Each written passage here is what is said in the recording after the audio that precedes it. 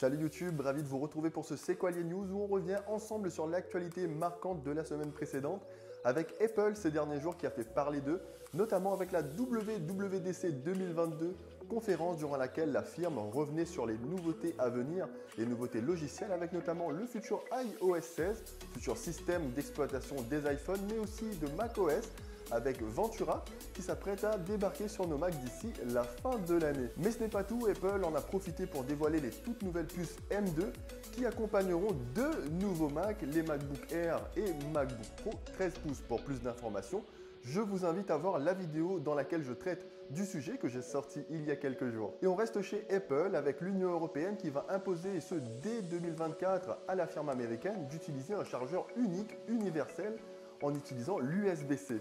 Une bonne nouvelle pour les utilisateurs, mais j'ai comme l'impression que Apple va prendre tout le monde à contre-pied en supprimant purement et simplement la prise câble et la remplaçant par les câbles MagSafe, vous savez, ces petits adaptateurs aimantés qui cherchent notamment à charger l'iPhone pour le moment, mais qui peuvent également servir au transfert de données.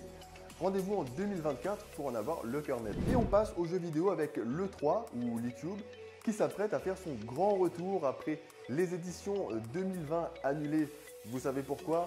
2021 qui était une édition entièrement digitale et 2022 qui n'a tout simplement pas eu lieu.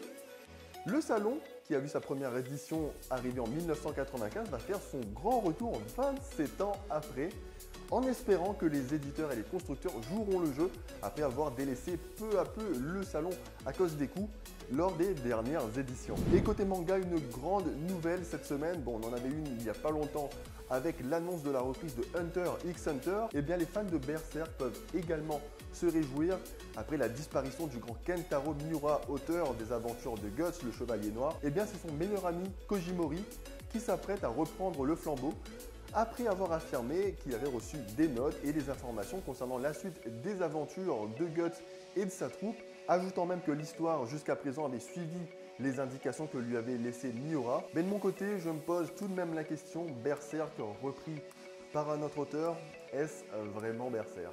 Et Fortnite de son côté s'apprête à recevoir une toute nouvelle map, une carte inspirée de l'île de l'émission Le Flambeau. Pour ceux qui ne connaissent pas, Le Flambeau c'est une émission qui est diffusée sur Canal+, avec Jonathan Cohen, Mister V et autres cadmérades. Une émission qui reprend les codes de Koh-Lanta à la dérision. Alors je vous la conseille, elle est excellente. Et bien c'est une carte inspirée de l'île de cette émission qui s'apprête à arriver sur notre jeu. Bon alors on la teste, on fait un top 1. Et on termine par One Piece. Et bien je me demandais ces dernières années si je verrais un jour la fin des aventures de Luffy. Et bien j'ai l'impression qu'on n'en est pas loin. Et Eiichiro Oda annonce prendre un mois de repos en juillet. Tout ça pour préparer la dernière partie de son manga. Et oui, la dernière partie. Déjà, j'ai envie de dire non. Puisqu'il faut savoir que la partie précédente qui se termine actuellement avec l'arc de Wano a pris près de 10 ans avant d'arriver à son terme. Est-ce qu'on est reparti pour 10 ans?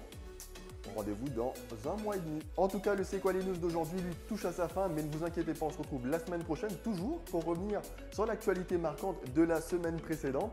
D'ici là, n'oubliez pas de vous abonner pour ne rien manquer à la chaîne. À bientôt!